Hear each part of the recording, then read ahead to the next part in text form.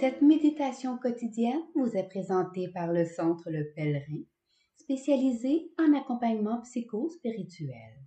lepèlerin.org.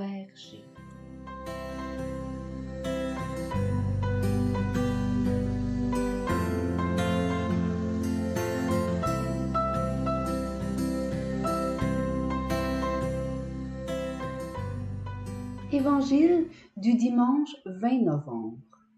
Notre Seigneur Jésus-Christ, roi de l'univers. En ce temps-là, on venait de crucifier Jésus et le peuple restait là à observer. Les chefs tournaient Jésus en dérision et disaient « Il en a sauvé d'autres, qu'il se sauve lui-même s'il est le Messie de Dieu, l'élu. » Les soldats aussi se moquaient de lui, s'approchant et lui présentaient de la boisson vinaigrée en disant « Si tu es le roi des Juifs, sauve-toi toi-même. » Il y avait aussi une inscription au-dessus de lui. « Celui-ci est le roi des Juifs. » L'un des malfaiteurs suspendus en croix l'injuriait. « N'es-tu pas le Christ? Sauve-toi toi-même et nous aussi. » Mais l'autre lui fit de vifs reproches. « Tu ne crains donc pas Dieu? Tu es pourtant un condamné, toi aussi. Et puis, pour nous, c'est juste. Après ce que nous avons fait, nous avons ce que nous méritons. Mais lui, il n'a rien fait de mal. » Et il disait, « Jésus, souviens-toi de moi quand tu viendras dans ton royaume. » Jésus lui déclara, « Amen, je te le dis, aujourd'hui, avec moi, tu seras dans le paradis. »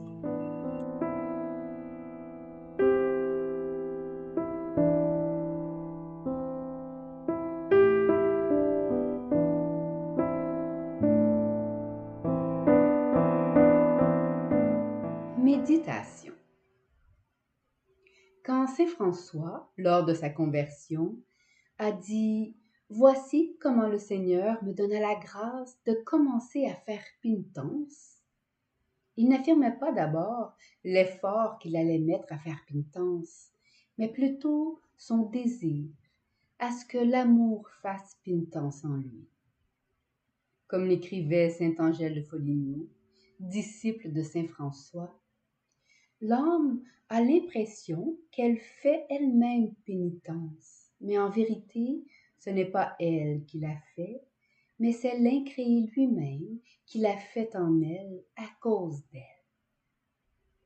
C'est en ce lieu de la pénitence de Dieu pour nous que nous conduit l'évangile de ce jour et où la véritable royauté de Dieu sur nous se réalise.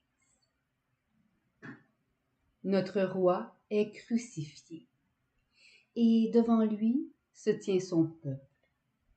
Un peuple qui reste là à l'observer. Des chefs qui le tournent en dérision, des soldats qui se moquent de lui et un malfaiteur qui l'injurie. À un premier niveau, nous ne pouvons que remarquer une sorte d'abîme infini de haine entre Dieu, notre roi, et nous. Mais notre œil avec ses poutres ne voit guère le mystère qui s'opère. Là, sur le calvaire, se trouve une singularité unique dans toute l'histoire humaine. Au point infinitésimal de l'humanité du Christ sur la croix, chacune de nos histoires humaines, avec ses lumières et ses haines, est attirée. Dans la singularité de l'amour, tous nos péchés, toutes nos haines sont attirés et sauvés. La royauté de ce roi n'en est point une de domination, mais d'infinitésimale petitesse et pauvreté, au point que seuls des pauvres peuvent comprendre le mystère qui survient. C'est le cas de l'autre, vraiment autre de pauvreté, qui dit au premier malfaiteur dans la traduction de Chouraki Tu ne frémis pas d'Élohim, toi qui subis le même châtiment? Pour nous, c'est en règle, nous écopons ce que nos actes nous ont valu. Mais celui-ci n'a rien fait de mal. Et il dit, Yeshua, souviens-toi de moi quand tu viendras dans ton royaume. Et la réponse de Jésus est fascinante. Amen, je te le dis. Aujourd'hui, tu seras avec moi dans l'Éden ou au paradis. Sur la croix, il n'y a que pauvreté et dénuement dans l'amour. Et notre roi est d'une faiblesse extraordinaire devant tout humain qui saisit que le châtiment de Jésus est le leur et que si cela est justice pour nous, il ne peut en être pour celui qui n'a fait aucun mal. Cet autre a le courage de voir comment la haine qui l'habite et qui n'en est rien pour Jésus, pour Dieu. La pauvreté de haine dans laquelle il se trouve n'a rien à voir avec la pauvreté d'amour dans laquelle le Fils se tient. C'est cet amour qu'il invoque sur lui en demandant à Jésus de se souvenir de lui quand il viendra dans son royaume. Mais cet amour l'a déjà rejoint. Car j'adore ces mots de l'Évangile. Tu ne frémis pas d'Élohim? Ici, dans nos moments de croix, mais aussi à chaque instant du jour, nous savions frémir de Dieu.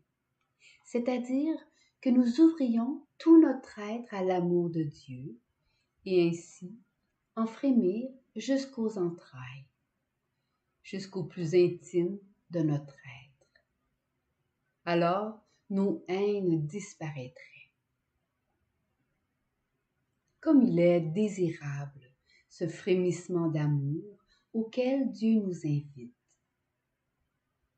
Un frémissement qui ne reporte pas à demain le royaume, mais bien qu'aujourd'hui même, nous serons avec lui dans le royaume de l'amour. Le chemin est si simple, mais si compliqué pour des êtres marqués par le mal. Comme nous aimons la superbe et la suffisance de nos vengeances, de nos haines et de nos rancœurs. Comme nous aimons crucifier l'autre, humain et divin, pour se grandir avec toutes les richesses de faux pouvoirs que cela nous apporte.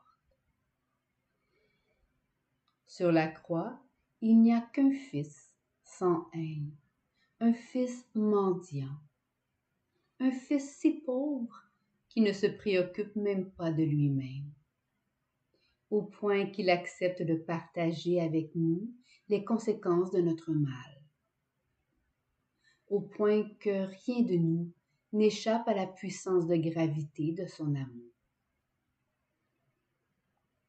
Nous devons comprendre que toutes et tous, nous pouvons entrer aujourd'hui dans le royaume. La recette, pourrions-nous dire, est simple. Premièrement, dans la lumière de la croix, reconnaître nos haines et laisser son amour les embrasser. Deuxièmement, saisir que sur la croix, Dieu se souvient de chacun, chacune de nous et n'a pour nous qu'un amour infini, auquel rien ne peut échapper. En somme, laisser l'amour faire pénitence en nous pour nous. Éprouver en nous le frémissement de cet amour qui relève et ressuscite tout, et connaître ainsi l'aujourd'hui d'une communion avec Dieu. La vie spirituelle est donc simple, attendre tout de Dieu au cœur de notre rien, sachant que ce tout est amour. Frémissons de Dieu en nous. et que notre vie, nos actions et notre prière ne soient que frémissements. Méditation écrite par Stéphane Thériault.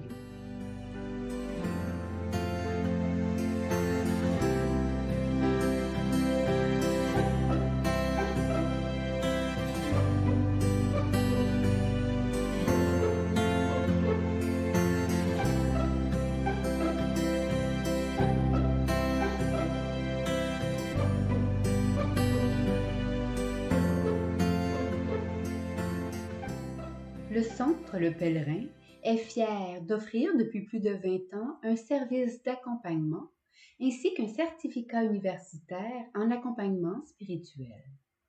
Tous nos services sont offerts en ligne. Nous sommes situés à Montréal, au pied de l'Oratoire Saint-Joseph. Le Pèlerin, le savoir intérieur qui transforme la vie. lepèlerin.org. Page Facebook Centre Le Pèlerin.